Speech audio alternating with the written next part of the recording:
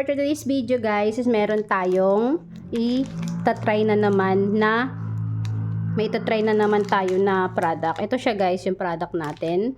Yung Peclat, yung Peclat, ano na yan, Peclat soap. Yan siya. From Prestige siya guys. Product siya ng Prestige International. Tapos meron siyang ingredients na salicylic acid plus retinol. O, yan siya guys. Retinol, so nakakabanat siya ng ating skin. So for all type skin siya, 75 grams. Ayan siya guys, yung ating product. Bumili ako ng 4 na piraso kasi hindi naman natin makikita yung resulta nung talagang pagkatanggal ng mga peklat-peklat sa ating katawan kung isang soap lang itatry natin. So ito yung mga peklat ko. Ayan siya. Yan. May mga peklat kasi ako na tumatagal. Kaya gusto ko siyang, ayan. Yan, may mga peklat. Saka yung sa mga braso ko. Yan. Pipicturean ko yung before and after ng aking mga peklat. Meron din kasi ako sa may bandang dibdib. So, itatry ko siya. Dahil 2 times naman ako naliligo a day. Siya yung unang gagamitin ko para malaman natin kung e-effect talaga siya. Siya muna yung gagamitin ko for start for today. Siya muna yung gagamitin kong product para makita ko kung effective talaga siya. Tatry natin siya. So, yan lang. I-update ko ulit kayo pagka may nagbago sa aking mga peklat. At kung ilang soap ang magagamit natin. Kasi sa napanood ko na nag-review nitong product, mga 8 pieces daw po ng soap bago daw talaga as in nawala yung kanyang peklat.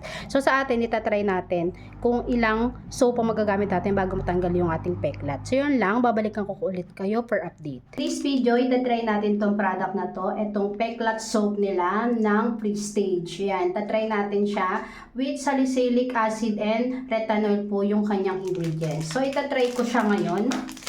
Ayan yung mga peklat ko guys. So, yung mga peklat na yun guys is natalsikan kasi siya ng mantika. Ayan siya. Tapos yan.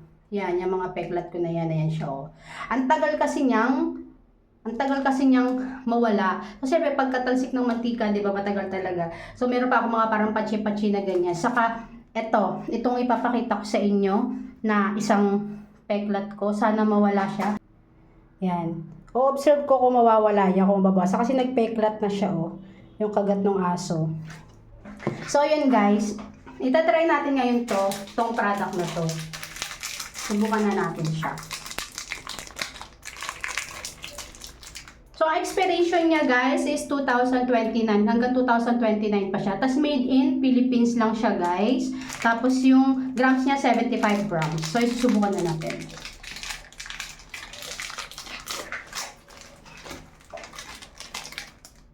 Amoy, ang bango. Amoy ano siya? Amoy, parang amoy bubble gum.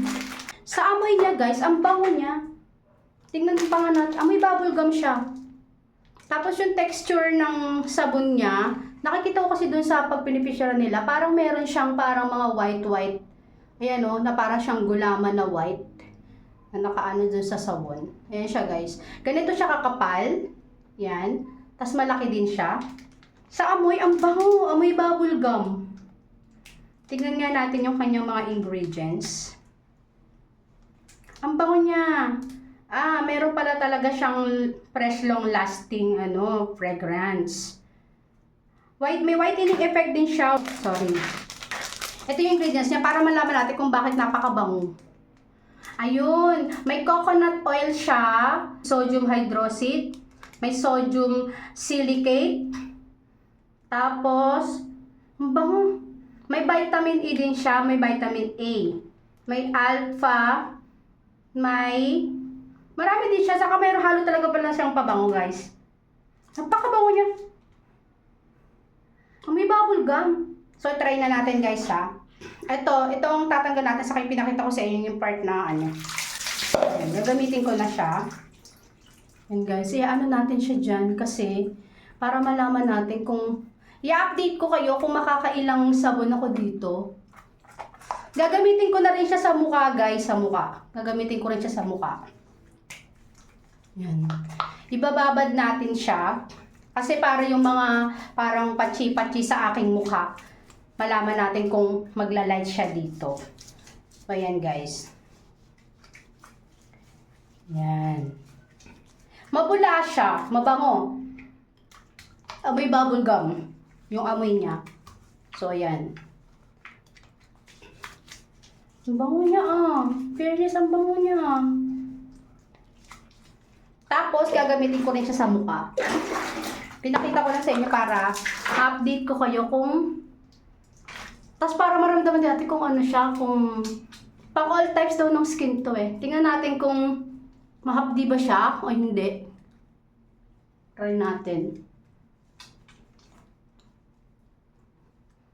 Ibababad ko tong konti para malaman natin kung talagang ano. Yan. Mabula siya guys, so mabula. Tingnan natin kung ano siya sa kilikili. Buong katawan guys, tingnan natin. Kasi nakakalight din daw siya ng skin. Malay mo naman, madala din yung mga pangingitim ng ating skin, di ba? Yung sugat. Ayan guys, yung sugat to. Nag-ano kasi siya, ayan nagmarka. So titignan natin kung mawawala din yan. Ayan, tingnan natin. Tapos sa aking mga paa. May mga peklat kasi yung paa ko guys. Ayan yung mga peklat ng paa ko. May mga peklat-peklat yan yung mga nakakamot-kamot ko. So yun guys, i-update ko na lang kayo. Kada pag-ubos ng isang bar, i-update ko kayo kung may nagbabago sa aking peklat. So yun lang for today's video.